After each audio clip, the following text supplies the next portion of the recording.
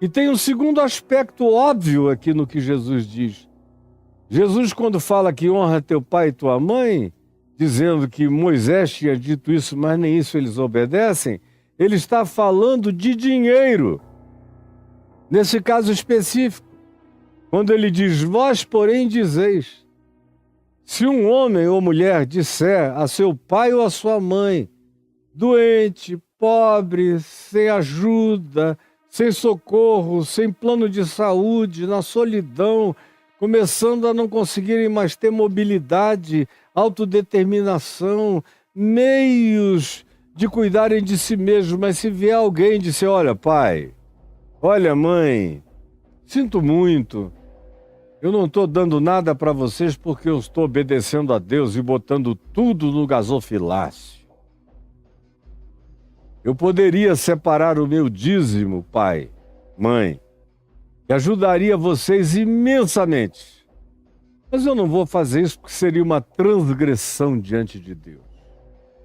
Então eu dou para o meu pastor, que unge o meu dinheiro, que volta para mim 100 vezes mais, mas de tudo que voltar, eu também tenho a obrigação de devolver para o gasofilácio, onde eu boto e tudo sobe em teletransporte para o trono de Deus. Como eu vi agora esses dias, o André Valadão, que é um campeão de pateticidades crônicas, o coitadinho do rapaz deve ter algum desequilíbrio em alguma área cognitiva do ser dele, pedindo os dízimos e ofertas daqueles que dão dinheiro a ele, aos milhões, e ele entrou num helicóptero com a esposa dele e sobrevoaram provavelmente alguma região da Flórida, com os dízimos e ofertas alegadamente levados dentro do helicóptero para subirem o máximo possível e dedicarem a Deus.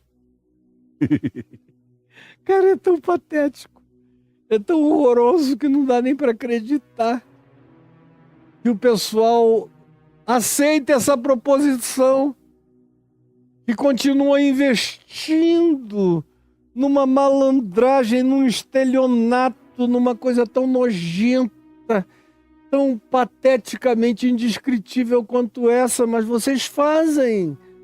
E o herege sou eu. Estou falando apenas a palavra de Jesus, o herege sou eu, e vocês são o quê? Sim, Jesus disse, vocês chegam para o pai e para a mãe e dizem, olha pai, olha mãe, aquilo que vocês poderiam aproveitar de mim é corbã. O que é corbã? Quando você chega lá na casa de Caifás, onde era um dos lugares de recolhimento do dízimo, além do templo de Jerusalém, do sumo sacerdote Caifás, as ruínas arqueológicas da casa dele estão lá até hoje. E você encontra aqueles depósitos de pedra onde se colocavam os dízimos de grãos, de alimentos, de carnes e de dinheiro também. E é tudo uma parte para o sumo sacerdote, outra parte para os sacerdotes do templo, outra parte para a tribo de Levi, que vivia desse dinheiro que as outras tribos todas arregimentavam para que essa tribo ficasse supostamente dedicada a adorar a Deus pelos outros. Pois bem, eles inventaram uma coisa que eu me lembro bem. Hoje em dia já nem está mais lá na casa de Caifás, mas nos anos 70, início dos anos 80, quando você chegava na casa de Caifás, no Monte Sião, e que é só um mondronguinho, uma estrada curva, o Monte Sião, e você desce para a casa de Caifás, você tinha lá uma pedra grande, escrita Corbã. E ela era 2 dias de Jesus, como tudo ali é 2 dias de Jesus, arqueologicamente falando, tem essa datação. Corbã, que é o que Jesus diz aqui. Ou seja, era uma definição do dinheiro que deveria ir para ajudar pai, mãe, pobres, aflitos, angustiados, necessitados, que era uma liberdade. Uma liberdade que as pessoas tinham no Velho Testamento. O Velho Testamento está cheio de mandamentos dizendo: aquele que socorre o pobre a Deus empresta. Aquele que socorre ao necessitado agrada a Deus. Aquele que, ao invés de comer o pão sozinho, parte o pão e o compartilha com o necessitado, esse é o que está praticando, como diz Isaías no capítulo 58, o verdadeiro jejum que agrada a Deus. Não é parar de comer, é dividir o pão com quem não tem o bastante. Eu estou falando o Evangelho de Deus, a palavra de Deus, mas vocês não querem ouvir, querem continuar no engano. Eu, todavia, não negociarei o Evangelho de Jesus com ninguém, com grupo nenhum.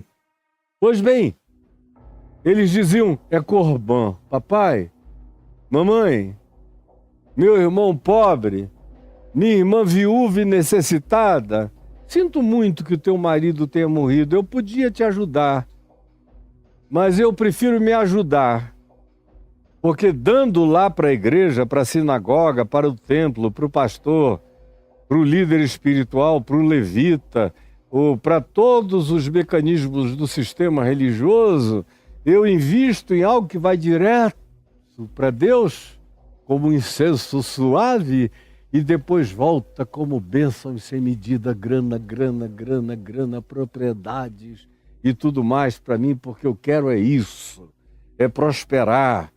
Se eu tiver que te honrar, pai, é sendo um cara muito mais rico do que você e nunca passando necessidade, porque quem passa necessidade é sinal de que não está agradando a Deus. Quem não tem dinheiro bastante é sinal de que não está servindo a Deus. Não é isso que vocês ouvem todos os dias? Não é a partir disso que vocês se tornaram descerebrados, imbecilizados, adoecidos, enfermiços, empedrados, seres totalmente drogados pelo entorpecimento, pelo ópio religioso? Me digam se é ou se não é. Eu sei que é, em nome de Jesus. Olha só, não, pai, não vou dar para você nada porque é corbã. É dedicado ao meu pastor, ao sistema, à igreja, porque só lá é que Deus aceita dinheiro de modo a nos abençoar infinitamente mais. Sim, eu não vou te ajudar, papai e mamãe, porque eu já fiz um compromisso com a igreja de que tudo que entrar, o dízimo e as ofertas, vão exclusivamente para esse bolso santo, sagrado, do meu pastor, mercenário, ladrão, raposo, enganador. Mas não é assim que dizem para o pai. Eu mando para ele porque ele tem os mecanismos, ele tem um duto para cima que faz a volta no trono da graça e cai todo de volta no meu bolso 100 vezes mais.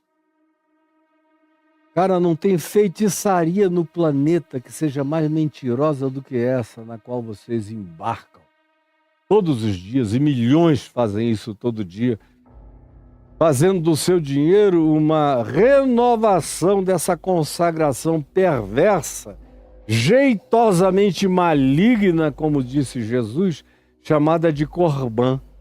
Essa curva no amor, na ordem do mandamento. Levai as cargas uns dos outros, quanto mais do pai e da mãe. Como disse Paulo, preste atenção no que eu estou dizendo.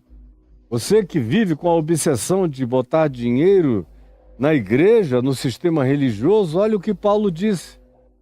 Porque se alguém não cuida dos seus, primeiro, e ele estava falando de dinheiro, e de todos os cuidados relativos ao bem-estar da família.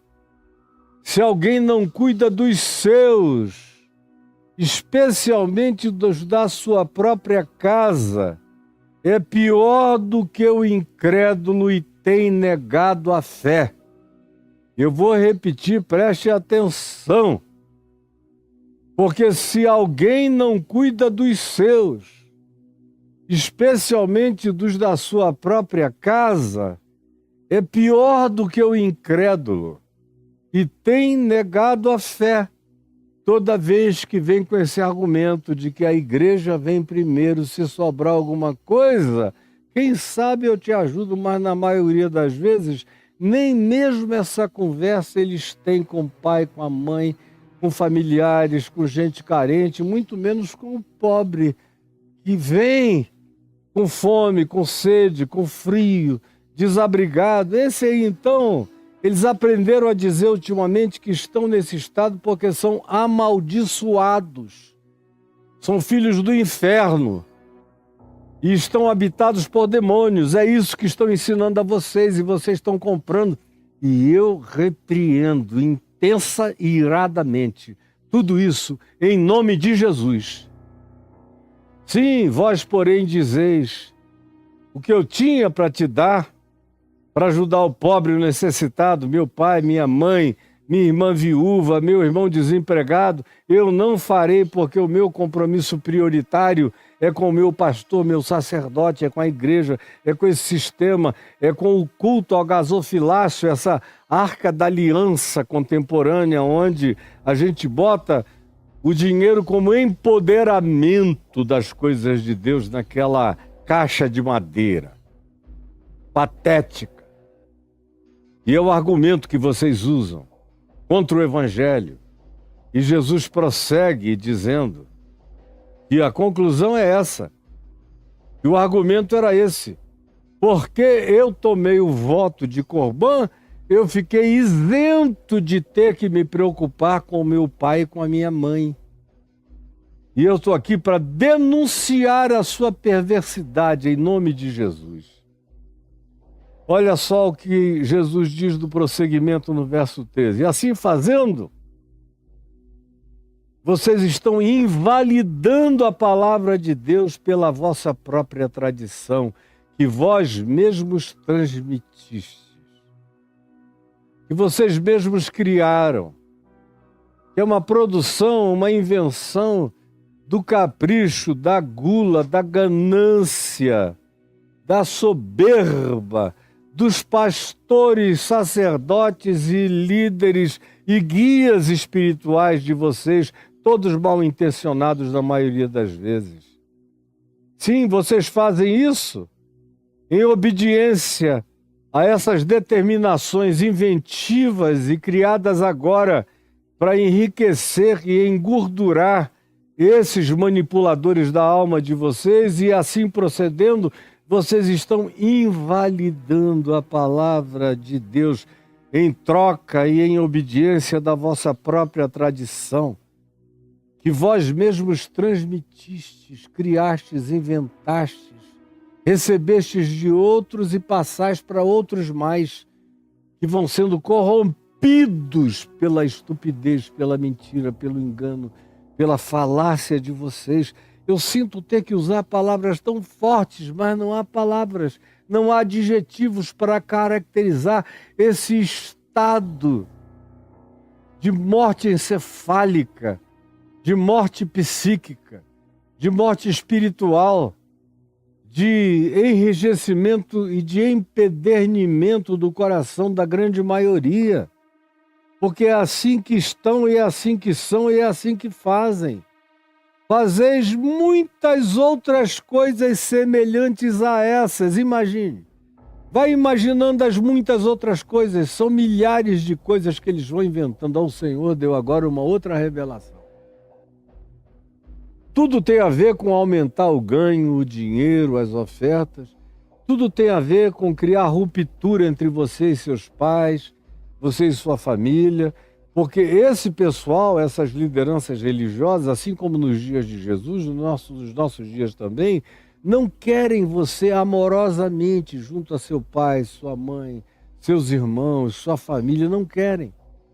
Porque eles sabem que se você tiver amor por essas pessoas, você vai ver a carência delas, as necessidades, e você pode ter o sentimento solidário, natural, essencial, humano, de socorrê-las, de modo que quanto mais afastado você ficar desses grupos familiares, melhores para esses lobos, mercenários, ladrões, enganadores, estelionatários.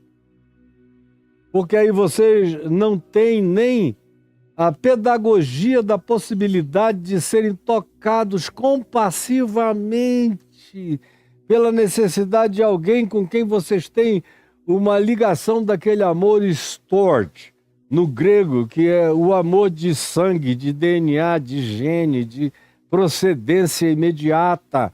Eles não querem nem isso. E aí ensinam você a dizer, não, eles que se virem. Se eles quiserem melhorar de vida, eles venham para cá. Se eles não vierem para cá, deixa eles lá.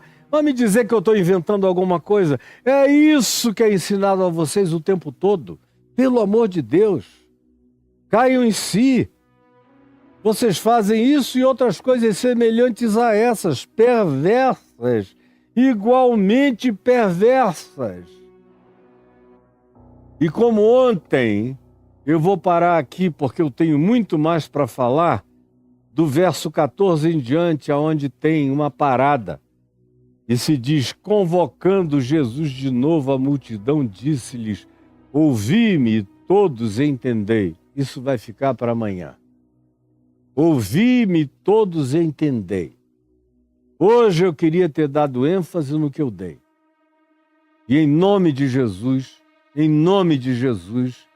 com a autoridade do Evangelho de Jesus e com as práticas honestas, sinceras e coerentes da minha vida, porque foi assim que eu vivi, é assim que eu vivo, é assim que eu viverei.